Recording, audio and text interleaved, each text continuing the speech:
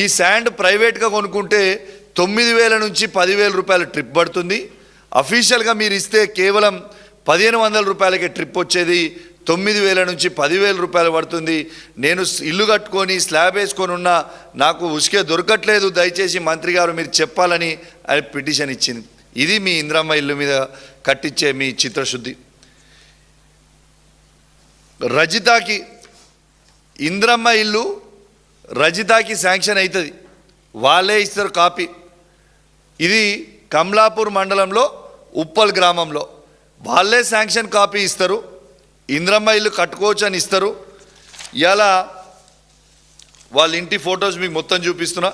ఇగోండి, ఇంద్రమ్మ ఇల్లుకి శాంక్షన్ అయింది, వాళ్ళు స్టార్ట్ చేసిర్రు, వాళ్ళు కట్టుకుంటున్నారు. ఇప్పటిదాకా ఒక్క రూపాయి కూడా ఆమెకి దాదాపు 3 లక్షల రూపాయలు బయట నుంచి అప్పు తెచ్చుకొని ఆమె ఇల్లు కట్టుకుంటే ఒక్క రూపాయి బిల్లు కూడా ఇవాళ రజిత గారికి మీరు ఇవ్వలేదు. నిన్న మీకు పిటిషన్ ఇవ్వడానికి రజిత గారు వస్తే మీరు పారిపోయే ప్రయత్నం చేసిండ్రు. ఇది వాస్తవం కాదా? ఇలా నిజాలు అడుగుతుంటే మీకు ఎందుకంటే అంత కోపం వస్తుంది? ఎస్, నా హుజరాబాద్ నియోజకవర్గంకి వచ్చినప్పుడు నేను అడిగిన డబుల్ బెడ్రూమ్ ఇల్లు సంబంధించినవి కంప్లీట్ చేయమని నేను అడిగిన. మీ 6 గ్యారెంటీలు మీరు ఇస్తామన్నారు, మీ 6 గ్యారెంటీలు ఏవైనా అని నేను అడిగిన. తాతలకి అవ్వల పక్షాన 2,000 పెన్షన్ 4,000 ఇస్తామన్నారు, ఎందుకు ఇవ్వలేదు ఇంకా నేను అడుగుతున్నాను అడిగిన. ఇలా కళ్యాణ్ లక్ష్మి కేసీఆర్ గారు ఇస్తున్న 1,116 రూపాయలు మాత్రమే ఇస్తున్నారు, మీరు ఇస్తా అన్న తులం బంగారం ఇంకా ఎందుకు ఇవ్వలేదని నేను అడిగిన. మా అక్క చెల్లెలకి మీరు 2,500 రూపాయలు ఇస్తామన్నారు, ఇంకా ఎందుకు ఇవ్వలేదని నేను అడిగిన. ఇంకా రైతు బంధు మీరు పూర్తిగా వేయలేదు, అవి కూడా ఎందుకు వేస్తలేరు? ఇంకా మీరు ఖచ్చితంగా అన్ని ఫసళ్ళకి వేయాలి కదా, ఎందుకు వేస్తలేరు అని అడిగిన. ఇవన్నీ అడిగితే అడగొద్దట, నువ్వు ఎట్లా అడుగుతావు అని అడుగుతున్నాను. పొంగులేటి శ్రీనివాసరెడ్డి గారు మీ ఎజెండా చెప్పడానికి నేను అడిగి రాలే.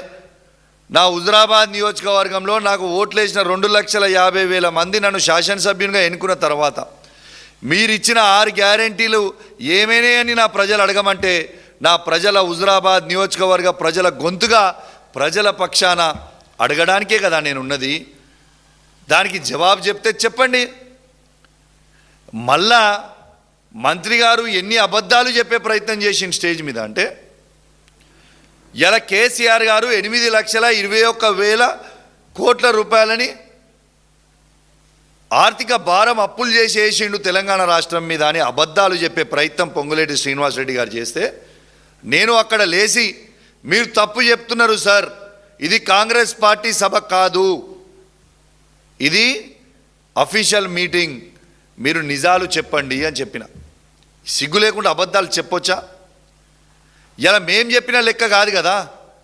ఇలా కేంద్ర మంత్రి, కేంద్ర ఎంపీ, బీజేపీ పార్టీకి సంబంధించిన ఎంపీ రఘునందన్ రావు గారు పార్లమెంట్లో క్వశ్చన్ వేస్తే, అసలు తెలంగాణకి ఎంత అప్పులు ఉన్నాయని వాళ్ళు క్వశ్చన్ వేస్తే, ఇలా కేంద్ర ప్రభుత్వం ఇచ్చిన రిప్లై కదా 2,85,000 కోట్లు మాత్రమే ఉన్నాయని.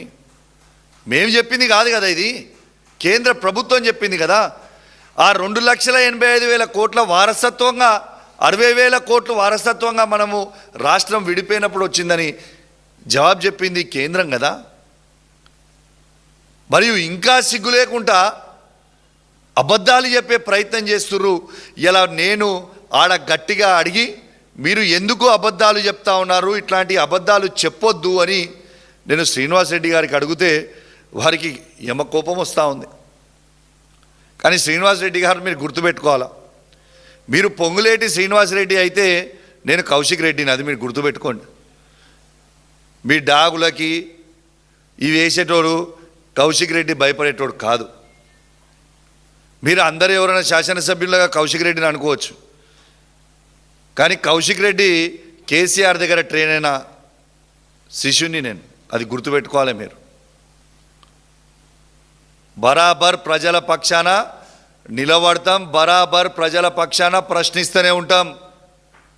ఇలా కౌశిక్ రెడ్డి మొదలు పెట్టొచ్చు, ఇంకొక 6 నెలల నుంచి సంవత్సరం అయితే ఇలా తెలంగాణ రాష్ట్రంలో మీరు ఏ ఊరికి పోయినా, ఏ గ్రామ పంచాయతీకి పోయినా, ఏ మండల హెడ్ క్వార్టర్ పోయినా, ఏ నియోజకవర్గం పోయినా ఖచ్చితంగా ప్రజలే మీకు తిరగబడి మిమ్మల్ని ప్రశ్నలు అడుగుతారు అనే విషయం మీరు మర్చిపోకండి అని చెప్పి ఈ సందర్భంగా ఇలా పొంగులేటి శ్రీనివాస్ రెడ్డి గారికి మరియు రేవంత్ రెడ్డి గారికి ఇద్దరికీ కూడా నేను చెప్తా ఉన్నాను.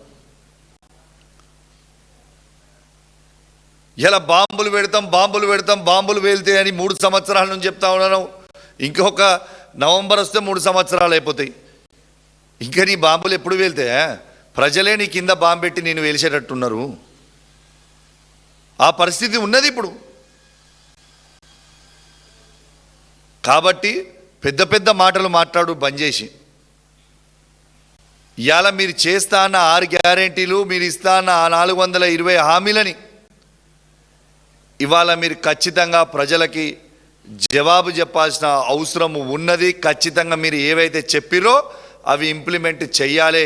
చెయ్యకపోతే మేము ఖచ్చితంగా ప్రశ్నిస్తూనే ఉంటాం మిమ్మల్ని.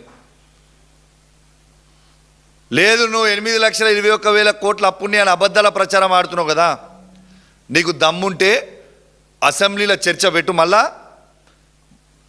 మా తరఫు నుంచి మా నాయకుడైన హరీష్ రావు గారు మీకు ఎన్నోసారి క్లారిఫికేషన్ ఇచ్చిండు అసెంబ్లీలో. ఇవాళ కూడా మళ్ళీ మా హరీష్ రావు గారు మా పార్టీ పక్షాన నిలబడి మీకు మాట్లాడతాడు. నీకు దమ్ముందా? అసలు నీకు సబ్జెక్ట్ ఉన్నదా? సబ్జెక్ట్ లేదు, ఏమీ లేదు, అంత డొల్లా. డబ్బు అహంకారం ఎంత పెరిగిపోయిందంటే ఇలా నేనేదో డబ్బులుంటే, నాకేదో అధికారం ఉంటే ఈ రాష్ట్రంలో నేను ఏం చేసినా నడుస్తుందని అనుకుంటున్నాను. కానీ పొంగులేటి శ్రీనివాస్ రెడ్డి గారు everyday is not a Sunday, గుర్తుపెట్టుకోండి. ఇలా నువ్వు ఇలా ఏందో పెద్ద కాంగ్రెస్ పార్టీ జెండా మోసి ఇలా మొత్తం నీ పుట్టుకలు కాంగ్రెస్ పార్టీ అన్నట్టు నువ్వు మాట్లాడుతూ ఉన్నావు. ఈ 10 సంవత్సరాలలో బీఆర్ఎస్ పార్టీల అన్ని కాంట్రాక్టులు తీసుకొని ఎంజాయ్ చేసింది నువ్వు కాదా పొంగులేటి శ్రీనివాస్ రెడ్డి గారు? ఇదే కేసీఆర్ గారి కేటీఆర్ గారి కాలు మొక్కింది నువ్వు కాదా పొంగులేటి శ్రీనివాస్ రెడ్డి గారు? ఇలా కేసీఆర్ గారి కేటీఆర్ గారి కాలు మొక్కింది నువ్వా కాదా? ఇలా వారి కాలు మొక్కిన తర్వాత వారి దగ్గర మొత్తము పనులు చేసుకొని ఇలా వాళ్ళని వెన్నుపోటు పొడిచి ఇలా మీరందరూ కూడా ఏందో పెద్ద మేము హీరోలం అని చెప్తా ఉన్నారు. ఇలా కేసీఆర్ గారి పుణ్యాన కేటీఆర్ గారి పుణ్యాన నువ్వు అంత పెద్దగా అయినావు ఇవాళ. లేకుంటే నీ పరిస్థితి ఏంది? ఇలా వాళ్ళనే నువ్వు తిడుతున్నావు.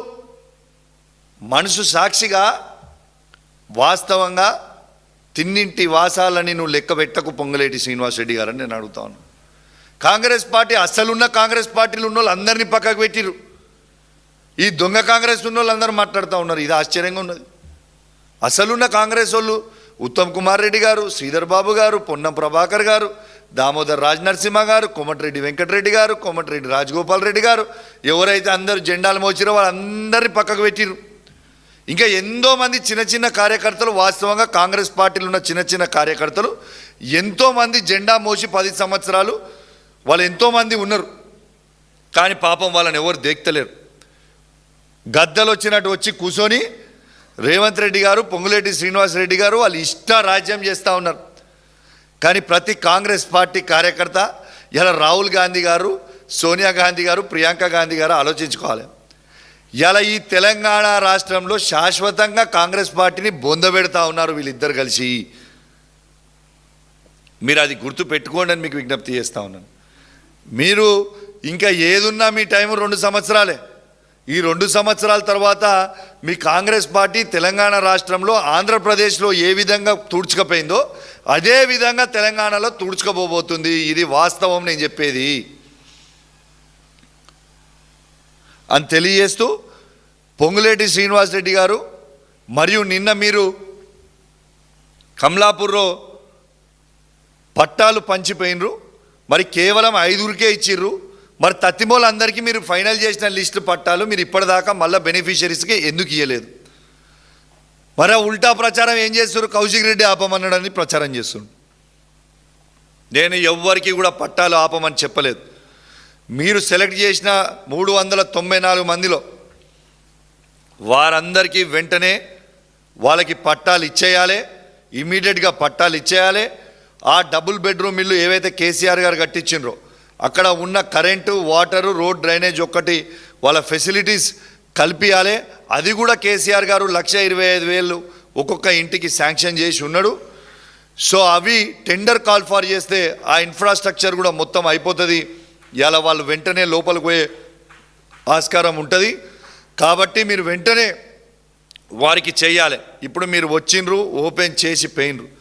మీరు గిట్ట చేయకపోతే, మీ పనులు స్టార్ట్ కాకపోతే